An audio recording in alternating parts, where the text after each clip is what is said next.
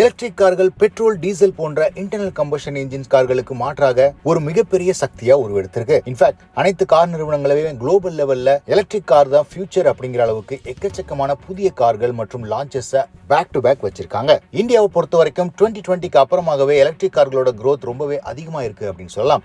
குறிப்பா டாடா மோட்டார்ஸோட எலக்ட்ரிக் கார்களான டாடா நெக்ஸான், டியாகோ ஈவி போன்ற கார்கள் மெயின் ஸ்ட்ரீம் கார்களுக்கு போட்டி போடுற அளவுக்கு டீசென்டான நம்பர்ஸ்ல விற்பனை ஆயிட்டு இருந்தது. ஆனா கடந்த 6 மாதமா இந்தியன் மார்க்கெட்டை எடுத்துட்டீங்க அப்படின்னா டிக்ளைனிங் சேல்ஸ் ட்ரெண்ட்ல இருக்கு எலக்ட்ரிக் கார்கள். உதாரணத்துக்கு டாடா மோட்டார்ஸ் இதே வருடம் மார்ச் மாதம் 7000 கார்களுக்கு மேல விற்பனை செஞ்சிருந்தாங்க.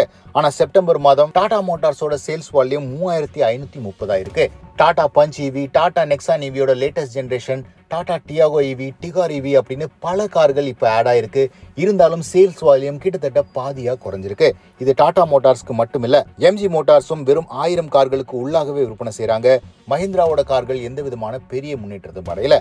இந்த ஸ்லோடவுன் இந்தியால மட்டும்தான் அப்படின்னு சொல்ல முடியாது. பல வருடங்களா எலக்ட்ரிக் கார்களோட நம்பர் 1 மார்க்கெட் அப்படின்னு சொல்லப்படுற சைனால கூட பெரிய ஸ்லோடவுனை இந்த ஆண்டுல பார்த்திருக்காங்க. யூஎஸ் மற்றும் யூகேல இதே நிலைமை தான் கண்டினியூ ஆகுது. சோ ஃபியூச்சர் அப்படின்னு சொல்லப்பட்ட எலக்ட்ரிக் கார்கள் அடுத்தடுத்து எக்கச்சக்கமான புதிய மாடல்கள் லான்ச் பண்ண பிறகும் ஏன் அப் ட்ரெண்டுக்கு இன்னும் போகல அப்படிங்கிறதுக்கு பல ரீசன் இருக்கு. அதுல முக்கியமான ரீசன்ஸ் தான் இந்த வீடியோல பார்க்க போறோம். First and foremost early adapters already electric கார்களை வாங்கிட்டாங்க அப்படிங்கிறதா. எந்த ஒரு புதிய டெக்னாலஜி வந்தாலும் ஏர்லி அடாப்டர்ஸ் அப்படிங்கிறவங்க முதல் முறையா ஒரு புதிய ப்ராடக்ட்டை ட்ரை பண்றவங்க அப்படின்னு சொல்லலாம். எல்லா மார்க்கெட்லயும் இந்த பாப்புலேஷன் ஆஃப் மக்கள் எலக்ட்ரிக் கார்களை முதல் அல்லது இரண்டாவது கார்களா வாங்குவாங்க. அவங்க ட்ரை பண்றதுக்கு எந்த விதமான தயக்கமும் காட்ட மாட்டாங்க. அந்த விதத்துல இந்தியாவிலையும் இதே மாதிரி ஏர்லி அடாப்டர்ஸ் லான்ச் ஆன புதிய கார்களை ஏற்கனவே வாங்கி ட்ரை பண்ணிட்டாங்க.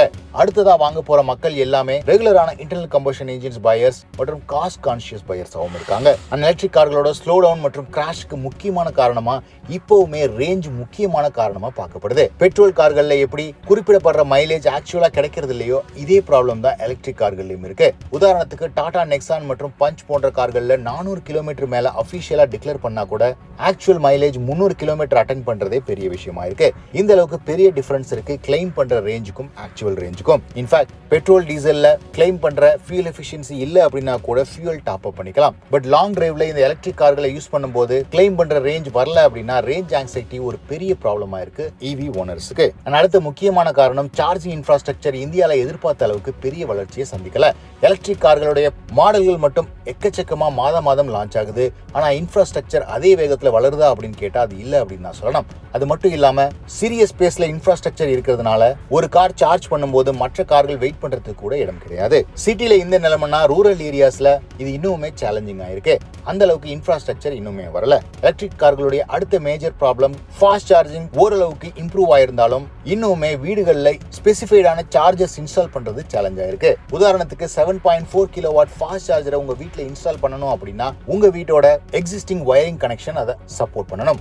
அது கூடவே உங்க வீட்டுக்கு எவ்வளவு லோடு வருது, அந்த எலக்ட்ரிக் லோட் குறிப்பிட்ட லிமிட்டை தாண்டின பிறகு நீங்க எலக்ட்ரிசிட்டி போர்டு கிட்ட அப்ரூவல் வாங்க வேண்டியிருக்கும். மேலும் நீங்க அபார்ட்மெண்ட் போன்ற இடங்கள்ல வசிக்கிறீங்க அப்படின்னா உங்க அபார்ட்மெண்ட்லயும் பர்மிஷன் வாங்க வேண்டியிருக்கும். இது மாதிரி பல பிராக்டிக்கல் சேலஞ்சஸ் இருக்கிறதுனாலையும் எலக்ட்ரிக் கார்கள் பலருக்கும் தேவை இருந்தும் வாங்க முடியாத நிலைமையில இருக்கு. இது எல்லாத்துக்கும் மேல எலக்ட்ரிக் கார்கள் இருக்கிற பெரிய பிரச்சனை ரீசேல் வேல்யூ. எலக்ட்ரிக் கார்களோட ரீசேல் எப்படி இருக்கும் அப்படிங்கிறது இதுவரைக்கும் தெரியாத விஷயமாவே இருக்கு. ஸ்பின்னி, கார்ஸ் 24 போன்ற பெரிய நிறுவனங்கள் கூட யூஸ்டு கார் மார்க்கெட்ல எலக்ட்ரிக் கார்களை இப்போதைக்கு வாங்குறது இல்ல. அந்த அளவுக்கு எலக்ட்ரிக் கார்களுடைய ரீசேல் வேல்யூ அன்சர்டனா இருக்கு. நீங்க 20 லட்சம் ரூபாய் கொடுத்து ஒரு எலக்ட்ரிக் கார் இன்னைக்கு வாங்குறீங்க அப்படின்னா அடுத்த 3 ஆண்டுகள்ல அது 10 லட்சம் ரூபாய்க்கும் குறைவா போறதுக்கும் சான்சஸ் இருக்கு. அண்ட் ஃபைனலா எலக்ட்ரிக் கார்கள் இன்னுமே இன்டர்னல் கம்பஷன் என்ஜின்ஸை கம்பேர் பண்ணும்போது அஃபோர்டபுளா இல்ல. உதாரணத்துக்கு டாடா பஞ்ச் எடுத்துட்டீங்க அப்படின்னா டாடா பஞ்ச் ஈவியோட ரேஞ்ச் கிட்டத்தட்ட 10 லட்சம் ரூபாயில இருந்து ஸ்டார்ட் ஆகுது. இதே normal petrol entry level car 6 lakhsல இருந்து ஸ்டார்ட் ஆகுது.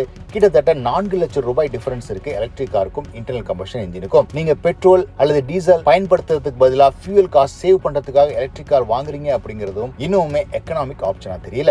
இது எல்லாம் ஒன்னு சேர்ந்து எலக்ட்ரிக் கார்களோட இனிஷியல் ஹைப் ஒரு சேச்சுரேஷன் பாயிண்ட் ரீச் ஆயிருக்கு. பட் இதுவே இறுதியான நிலைமையும் கிடையாது. எலக்ட்ரிக் கார்கள் தான் ஃபியூச்சர் அப்படிங்கிறதுல கார் நிறுவனங்கள் உறுதியா இருக்காங்க.